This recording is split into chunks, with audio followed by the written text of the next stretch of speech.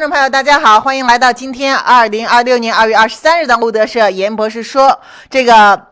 今天啊，又有很多新的消息，真的是到处都有消息，拉丁美洲也有，中东也有啊，美国也有，对吧？中共那就更不用说了，中共在那每天的啊，跟个耗子探头似的，是吧？哪都少不了他啊。好，首先今天跟咱们观众朋友随机的一位打招呼啊，我看Kevin Farmer 说来了是吧？你好啊，好，Kevin Farmer 也是我们的老观众啊。好，现在我们来看今天先讲啥啊？首先大家看我们题目里面就写了好多不同的主题是吧？先从墨西哥大毒枭这个事情讲起吧，毕竟这个事情昨天大家看我的节目是吧？我看的是津津有味的，咱们先把这个事情给大家讲后续啊。顺便说一下，昨天讲大毒枭也不知道哪惹着 YouTube 了啊 ，YouTube 到现在在我的节目里面都是给黄标的这种啊，这不属于黄标，反正就是一直在转圈圈啊。总之就是等于我白干活啊，广告那点点可怜的收入都不给，真的是太过分了，是不是？讲墨西哥毒枭竟然YouTube 都不开心，咱也不知道到底是怎么回事，也可能是中共觉得很不爽，是不是？怎么能够讲他 YouTube， 怎么能够在 YouTube 讲他的好朋友大毒枭被击毙呢？是吧？所以咱也不知道怎么回事，反正到现在啊还在那转圈圈呢。然后说回主题啊，咱们来看啊，最有意思的是毒枭被击毙以后，竟然墨西哥总统和咱们大家差不多时间才知道的这个事儿，也就是说，这个消息传出来的时候，墨西哥总统才发现 ，what， 大毒枭已经被弄死了啊！这个事情，你看他那个表情啊，是非常非常的郁闷啊，非常非常的不爽。当然了，美国这边是很开心的，你们看，美国这个新闻发言人是吧？笑眯眯的啊，把这个事情就肯定了，表示这个事情做的，我看一下这个消息是吧？对，就是这个新闻发言人啊，笑眯眯的就把这个事情给肯定了。然后，川普总统也是很开心的啊。咱们具体给大家把这些内容稍微的过一下，是不是？好，是这样啊，就墨西哥总统呢，现在已经有很多条消息表示了，他根本之前不知情，知道吧？他说实话。这也就解释了为什么之前这些毒枭这么猖狂，而且你别忘了，记不记得辛鲍姆的那个竞争对手本来是说要剿灭毒枭，然后并且要参选墨西哥下一任总统选举的另一个他党内的有一个市长，不就是在那个亡灵节那天当着自己年幼的儿子的面，不就给直接暗杀掉了吗？所以这些事情啊，它都不是偶然的啊。你看，川普总统已经确认了说。而且是在星期天确认的啊，也就是说今天是星期一，昨天星期天执行行动的时候，川普总统是在行动结束后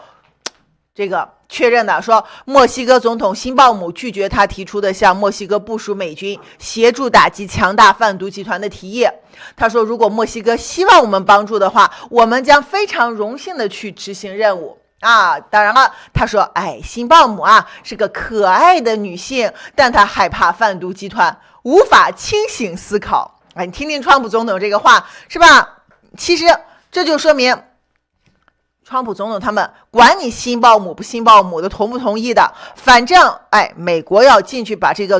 毒贩子灭了是吧？说去就去了啊！而且有10000种方法是吧？你这个总统毒贩子你都搞不定，你还想搞定美国？开什么玩笑？是不是？本来咱们还以为这个总统再怎么也不至于给蒙在里面，可能就是装傻。现在看情况，大概率他是真的给蒙在里面了，不然的话，我估计这个毒贩子不能放过他啊！而且应该也会毒贩子可能就准备的更充足是吧？包括他们那些什么军力什么可能就不会分散在各个州了，搞不好就全都集中到埃尔门桥他自己藏身之所的地方去，一起去保护他了，对不对？要那样的话，那这个军事行动成功的可能性要降低很多呢。你们看，其实网上都放出来了，说辛鲍姆之前提到怎么对付犯罪集团的时候，就贩毒分子的时候，他不是一个是拒绝美国派军队吗？当然了，咱说美国这一次也不算是派军队，对吧？但是问题是，如果你墨西哥现在骚乱、暴动这些东西升级的话，对吧？搞得像革命一样，是吧？像中共星星之火的革命一样，那肯定美国就会派军了啊，因为你这样影响了美墨边境的安全，对不对？现在你就看，今天网上很多人把这个辛鲍姆之前的这些言论翻出来，所以咱都还不知道。辛鲍姆说，以前他说过什么？他说对贩毒集团使用武力将侵犯人权。我们不能向这个毒贩发动战争，这不是个选项。这因为首先啊，这个就超出了法律框架。哎，有意思啊！那辛鲍姆在这儿喊这个的时候，他完全不记着这个毒贩子是怎么杀人了，是怎么这个贩毒，是吧？是怎么在这儿破坏正常的社会秩序？哎，他说这个不符合法律。这不和中共啊以及反美的那些其他的口径的是吧？那些叙事说，哎呀，美军现在在海上打这个毒贩子船，你就是破坏人权啊，你这个是不合法啊，你抓尾那个马杜罗，你这个是这个不尊重他们的主权，一个这个口径嘛，对不对啊？那你说你们墨西哥，但凡你的法律框架管点用，也不至于这些毒枭这么猖狂吧？昨天咱们讲的时候，我看到的那些新闻里面还显示的就是没有这种大规模的屠杀。那么后来你看糯米团他们不是翻译了吗？啊，后面出来的很多消息就是包括这个当地的一些警察，就是他们自己墨西哥的国民警卫队啊，应该也算是半军人吧，啊，或者是军人属性的。然后还有那个墨西哥的一些政客啊，直接就被毒贩子给杀了啊。当然了，这里面有没有可能有无辜的？肯定有可能啊，有这个反毒的无辜的，但是以我们看这个警匪片呀，什么这些啊，美国的这种缉毒的啊发生的这些事情纪录片里面的这些逻辑，这里面大概率也是有很多那些本身就跟毒贩子勾结的，但是由于没有起到通风报信的这个作用，是吧？那你知道那些毒贩子，你们去看那些电影里面，是吧？这很写实的，专门拍的什么那个当年的麦德林集团啊，就那个帕布拉那个，还有就哥伦比亚那个，还有什么古兹曼是吧？这个西纳罗亚这些，如果是他们买通的这些政客、军警内部的人啊，然后最后不管是迫于压力也好，还是这个自己不知情，没有起到通风报信的作用也好，很多时候就是第一反应，这些毒贩子，你知道他们也不会跟你讲那么多规矩，是吧？啊，尤其是在这种就是一下子受到重大冲击打压的时候，那么第一反应先这个熟门熟路的就去他们认识的那些政客啊、军警里面这些人的家里了，直接上门啊，就给你全都做掉了，因为他要起到一个对于这些腐败的人的一个震慑作用，因为你腐败，你是毒贩子的人，所以你只要拿了这个钱，你这辈子就不可能从这里面收手。你别管他给你是1块钱还是8毛钱的定金，反正你收了这个钱，你起不到作用，是吧？毒贩子他们这个逻辑就是他得给你把你做掉，然后震慑其他的拿了钱的人，哎，拿钱你就得办事儿，你别想逃。那当然了，这个逻辑咱们知道，中共也是这样的，要不怎么说这个党员同志叛逃难呢？是不是？因为你在这个党里面，尤其升到官员以后，你叛逃的话，他必须要在这个体系内，哎，杀一儆百，杀鸡儆猴，不然的话，他没法维持这个邪恶的体系，是吧？说到这儿，我想起我当年这个实习的时候，当医生实习第一天啊，进组那个时候是在那个我们湘雅2医院的这个眼科啊，我记得很清楚，我的硕士导师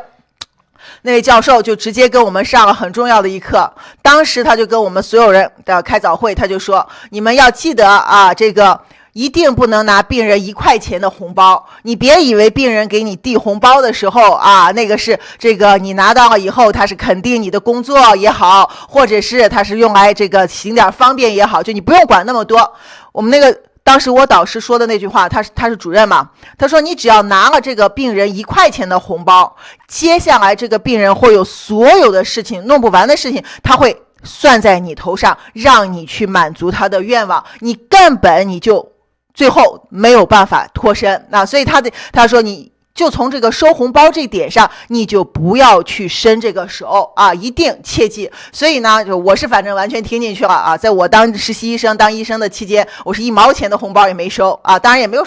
有太多病人过来上赶着给我递红包，这也是个原因啊。但是我是真的1分没收。如果有人当时要给我啊什么这些的，我也是没赶的啊，因为觉得这个事情我一直记得我们那个教授讲的这句话啊，我的这个硕士导师，他这个话确实在后来我发现这个事情是这么回事呀，真的，你别管这个收红包的时候啊，那个是不是把你都捧到啊神医啊什么这个地步？然后你觉得啊，我理当收着180块钱的啊，什么千把块钱的，是吧？就算是一个小的你都不能收，因为这其实背后的逻辑就是你进到那个体系里面，你进到那个逻辑里面以后，你就因为这个钱而受制于人，而且你这个拿了这个钱，因为它是一个灰色的，甚至它是一个违法的，所以你就理亏，这是一个根本逻辑啊。所以这个我现在看到这些毒贩的行动的时候，我想的其实各行各业嘛都有这些潜规则，对吧？大家明白是怎么回事就行了啊。所以说回到这里啊，咱们接着说这个辛鲍姆这边啊，这个还在那懵呢，是吧？而且呢，辛鲍姆今天呢，其实昨天咱们就说了，6个州、8个州开始全境骚乱的时候，辛鲍姆不就说大家不要怕啊，这个总体秩序还好。哎，今天辛鲍姆继续在这个公开场合说我们醒来的时候啊，高速公路上已经没有任何封锁了，几乎所有活动都恢复了，今天已经更加平静啊，有政府存在，也有武装部队存在。说句实在话啊，昨天咱不知道辛鲍姆这个事情他被蒙在鼓里的时候，咱不好说，今天知道他被蒙在鼓里了，而且看到他之前对贩毒集团他讲究一个行使人权，对吧？他不管贩毒集团杀人放火的时候多么无人权，你就知道他现在最关心的根本不是他们墨西哥的交通怎么样啊，至少到现在我们没有看到说墨西哥啊已经恢复平静了，游客可以大摇大摆的出来玩了，或者什么啊机场全部解封了。目前我做节目之前我还没有看到这方面信息。那为什么辛鲍姆要出来一再加码说墨西哥没事儿，有武装部队，有政府？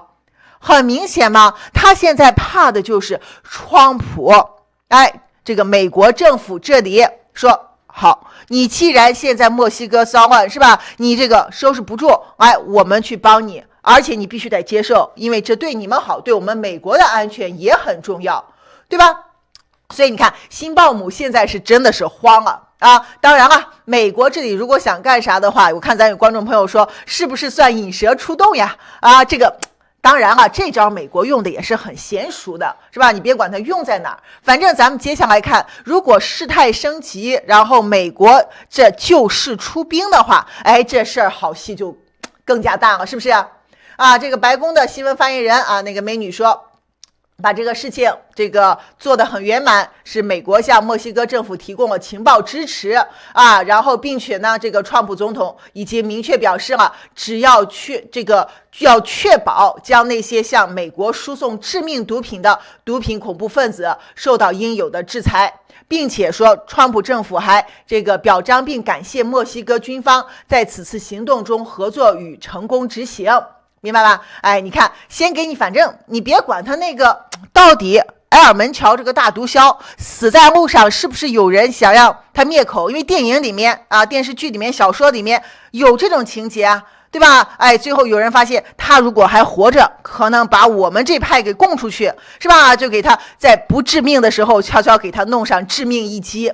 有这个灭口的可能，因为墨西哥的军方嘛，对不对？哎，这里面咱怎么说来讲，你也不能100%的信任，对不对？你永远得存着一个心眼儿，因为你不知道那里面谁跟那个毒枭是沾亲带故的啊，是拿钱手软的，对不对？但是反正川普政府由于你这个行动，咱也说了，活捉也算赢，是吧？击毙也算赢，效果达到了，所以你看川普政府该表彰还是表彰啊，然后接下来是吧，还可以进一步的在这儿开展其他的行动，名正言顺的，对不对？然后今天有一个有意思的消息啊，给你们看一下，就是你知道埃尔门乔他自己的儿子也在这次行动当中被击伤了啊，这个网上已经把照片放出来了，我看了一下我们的这个屏幕，好像现在冻住了啊，没办法，冻住了的话，咱们这是常规发生的。就这个埃尔门乔的儿子，他也是负伤了以后呢，现在网上就有人在问了，说哎，他儿子受伤了，而且呢，就是放出的视频就显示他的儿子也被直接带上直升机啊什么的，好像是这个意思啊，说他是儿子也被带走了啊，应该是他们当时都是一起的被袭击的啊，所以现在就有人问了说，这个儿子现在去哪儿了总之网上现在就有人在讨论，说你这个墨西哥毒枭的儿子是在这个行动当中被抓了呢，还是说被这个送到哪治疗了呢？还是说甚至他已经被美国直接带走了呢？大家现在很好奇这个问题，因为大家知道这墨西哥拉美这些毒枭是吧？再怎么去中心化，他也是这个自己的家族是非常重要的，所以他这个儿子现在去哪儿了啊？咱这个不讲爸爸去哪儿，这讲的是儿子去哪儿，很有意思啊！也不知道咱们后面能不能听到一些后续的消息。反正墨西哥现在就是舆论呀，对于辛鲍姆的不知情也是非常的愤慨，说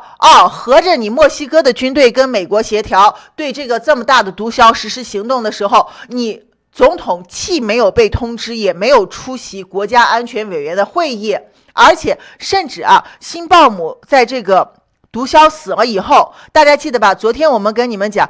是墨西哥国防部发表的行动声明，对，没有总统声明，看到没有啊？也就是说，辛鲍姆他沉默，你看他这个第一不知情，大家知道以后就很震惊，像咱们一样，原来他是被绕过去的，那合理怀疑你是内鬼，别人才把你绕过去的，对不对？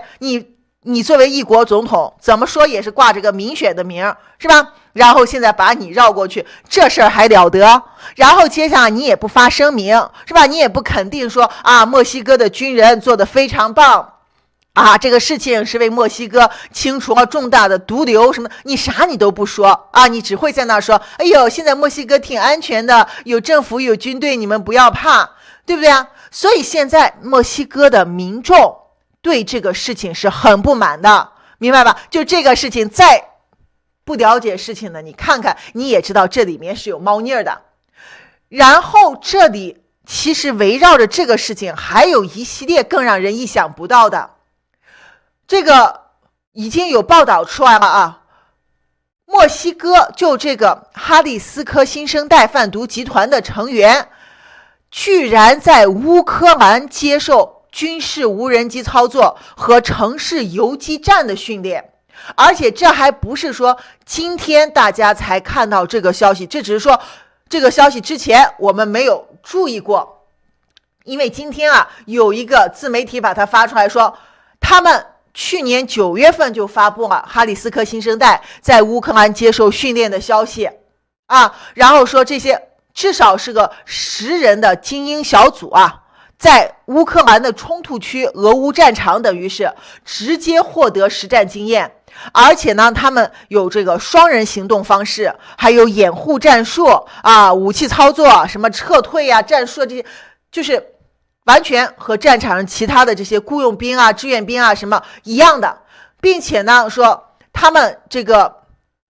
这里有重点了人家就直接把当时他们报的这个消息翻出来说，去年9月当时他们报道的就是说这个哈里斯科集团使用的无人机是大疆无人机，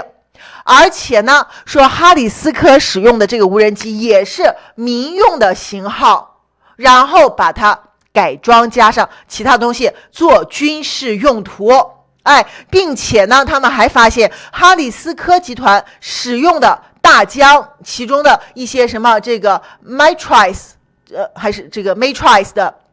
300RTK 等型号，就大疆无人机的某些型号和乌克兰用来投放反坦克导弹的战场上使用的一些型号是一致的大家知道乌克兰不是也用大疆吗这个现在好像说是那个要淘汰了是吧？之前乌克兰可是用的所以呢他们就说你看这里面包括那个就是这个300RTK 这个大疆无人机还具备热成像功能，55分钟续航，并且呢它的爆炸载荷是可以带3公斤炸药的。所以人家这个发现的这个自媒体就开始问了，说你看这些人不是临时拼凑的杀手，而是有纪律、战略和非常规武器的非正规战斗单位。也就是说，到底是谁训练了这些攻击政府的力量？为什么要训练他们？看到没有？这里面复杂了。当然了，大家说那乌克兰给他们训练，你要知道首先乌克兰里面是绝对有腐败的人的，对吧？前几天不还给他们那个是前能源部长还是什么部长啊，这个潜逃的时候在边境被抓了，说这个家伙至少向俄罗斯那边应该是转移了1亿美元的赃款吧，那绝对有啊。而且去年底的时候，我记得有一个消息，乌克兰某个地方副市长的儿子在欧洲留学的时候啊，这个跟人炫耀我爹是副市长，我有钱啊，这个炫富，结果惹了这个其他的乌克兰高官的孩子，说那个高官的孩子很不爽，因为那个高官的孩子是奥德萨海关的这个关长啊，还是什么前关长啊，就这个级别的，就是他的儿子啊，这个总之奥德萨的那个官员的儿子就很不爽，这个副市长的儿子就要教训教训他，所以呢就约着同学一起把这个副市长的儿子给杀了啊。所以大家知道乌克兰，当然了，我们说这个到现在乌克兰的英雄，尤其是你像那些不投降啊，是吧，这个血洒战场啊，这些英雄我们都是绝对尊敬的啊，因为他们秉持自己的信念。但是你要说他这个乌克兰这边的腐败呀，以及中共在乌克兰那儿的渗透，哎，那妥妥的还是有很大空间的。所以你说这些墨西哥贩毒集团的人，他到底是怎么打通路通这个去到乌克兰接受实战训练的？反正我就一下子看到这个的时候，我就想到咱们不是早就雷言路给大家爆料过啊，这个中共是怎么把这个习的这些禁卫军精兵强将送到俄罗斯是参加实战训练的？记不记得咱们当年给大家讲，包括这个布查大屠杀里面就是中共那个老虎团什么的，是吧？哎，你看看中共当时我们说的时候，那些五毛说中共怎么会把自己的人送到俄罗斯去啊，接受什么实战训练呢？啊，不存在的，你这逻辑啊说不通。现在看到了吧，这不实锤证明，连这个军事化武装的贩毒集团都知道把自己人送出去接受实战训练，而且回来你看用的就是一样的战术，一样的装备。哎，你说这个还有什么好质疑的吗？对吧？而且你就看这个哈里斯科和中共的关系，中共直接就给他搞定关系。哎，这些是拉丁美洲的雇佣兵，就想来帮你们乌克兰作战的。你不用说乌克兰那儿这个发没发现了，他就只要打着这么一个名头过去，那不是畅通无阻的吗？那何止我觉得说10个呢都往小了说啊，估计这10个应该是他们这个媒体找到的，包括加上这个墨西哥情报来源，是吧？综合完了，至少确认出这个精英小组是实战受训的啊！这个事情你说有多可怕？并且墨西哥的这个现在那边啊，很多这个关于辛鲍姆这个事情，这个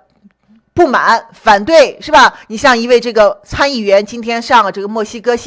上了福克斯新闻啊，专门就直接说了，就咱们现在在这讨论，大家说啊，这是我们都没去过墨西哥，我们在这讨论墨西哥的政治啊、贩毒这个生态呀，是吧？可能不如人家墨西哥人懂。今天墨西哥一个参议员啊，自己就说了，说墨西哥总统为贩毒集团工作，他的竞选资金来自贩毒集团。不止总统，墨西哥存在一整批被称为毒品政客的政治人物。墨西哥是一个毒品国家，墨西哥人民害怕政府与贩毒集团之间的联盟。执政党莫雷纳党是贩毒集团资助的，这是他们当选的方式。一旦当选，协议就是由政府保护贩毒集团，而辛鲍姆不希望这些信息被公开。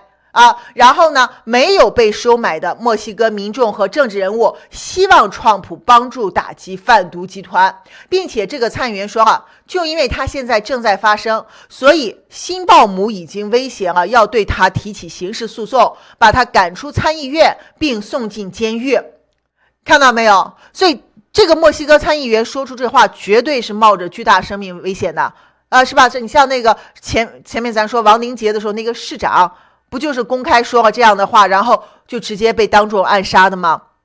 所以啊，现在我跟你讲，辛鲍姆他是还在维持他这个人设，对吧？你看他表面上也是在跟美国放松，然后这个关系缓和，对中共好像加码，实际上你从这个行动把它绕过去，到后续的这些效果你来看，辛鲍姆要是再继续这样顽抗下去，就是你别管它表面装的啥样，是吧？骨子里面实际上它是要坚定的和犯罪集团和贩毒集团站一起啊，包括亲共啊什么，因为利益链都是一体的，对吧？你就看刚刚这个参议员说的这个话，他这番话就给美国提供了足够把辛鲍姆像马杜罗一样，是吧？定为一个假选举、假民选、实际独裁的，并且由这个毒品恐怖主义分子资助的这么一个所谓总统啊，然后对他进行司法起诉啊，等等一系列，把他抓到美国来啊什么的，哎，给这个就已经铺平路了。所以很明显，美国也是在用这些方式，是吧？敲打这个辛鲍姆，包括各种施压。那台面上啊，当然川普说，你看那个可爱的女性，她怕贩毒集团。那川普为什么说辛鲍姆不能清醒思考？那意思不就是说你现在脑子不好用啊，你竟然还为了他们来得罪美国，是吧？你但凡你脑子好用一点，你也该知道你敢不敢得罪美国。另外还有一点啊，今天这个还有这个消息出来说，墨西哥的国防部长出来说啊，这个也很有意思，说80%的武器啊，从这些贩毒集团手里面缴纳的是来自美国的。哎，然后我看这个事情就有意思了啊！有人就说，那难道墨西哥的国防部长这是在给中共打掩护吗？其实你把这个事情换来想想，80%的武器不代表80%的武力，是不是？你说墨西哥那些犯罪分子，他肯定不能人手一个这个装甲车，对吧？也不可能人手一个火箭弹 RPG。所以这里面他们常见的，你说啊，就那些什么手枪啊，普通的这些步枪啊、机关枪啊，哎，子弹你也不知道他这80%是怎么算的，是吧？没准他按一包弹药啊、一个弹夹和一把枪，这算2件武器，然后装甲车算3件武器。你要是这么算的话，那确实绝对主流的是来自从美国这边过去的，但从美国过去又不是说美国政府给你的，对不对？这两个概念。那墨西哥从美国走私武器，走私尤其是这些常见的枪支啊什么，那绝对多。回头有空给你们讲一下，1月份的时候吧，应该是休斯顿那里直接破获了一个案子，司法部当时是有公告的，是抓了6个人还是几个人，其中主要都是中国公民或者是拿到美国身份的华人啊。那里面专门就讲了，因为休斯顿嘛，德州是吧，也是靠近美墨边境的，说有一个华人过来以后啊，跟那个带有美国身份的一个华人女性结婚以后，然后这个有美国身份的华人女性就可以出面名正言顺的买了一家枪支弹药店，然后他们就开始做假的这些报表啊什么的，实际上就是假装这些枪是卖给普通美国人，但他们是把这些枪啊弹药啊什么的都全部走私出去了。那你说他往哪儿走私嘛？那不就是走私到中共的网络去吗？咱就说哪个正常人，咱还那句话，哪个正常人想钱想疯了，咱华人啊去玩这种枪毒品走私有关的事情，然后还不跟中共有关的，是不是啊？所以很明显，就这个一看啊，这个就是跟中共背后的这些设计，然后这个只不过是台面上一个现在被抓来做一个案例，对吧？所以啊，你看这今天咱们现在这个后台可以动了啊，你看这不就是那个出来说嘛，说80%的武器来自美国，咱别讲武器，咱讲讲你是不是80%的武力都和中共有关，好不好？对吧？好，这个整个关于哈里斯科呀、墨西哥贩毒的，咱们先讲到这儿。然后今天有个有意思的啊，今天出来一堆的消息啊，有来自《华尔街日报》的，有来自那个《华盛顿邮报》的，还有来自那个著名的短消息网站叫 AXIOS 的，那我到现在也不知道它怎么念，应该是 Axios 吧，是吧？都在说一个事儿啊，你比如说《华尔街时报》说，五角大楼正在向川普表达担忧，指出如果对伊朗开展一场长期军事行动，正在考虑的作战计划将带来风险，包括美军及盟军伤亡、防空系统被消耗以及部队负担过重。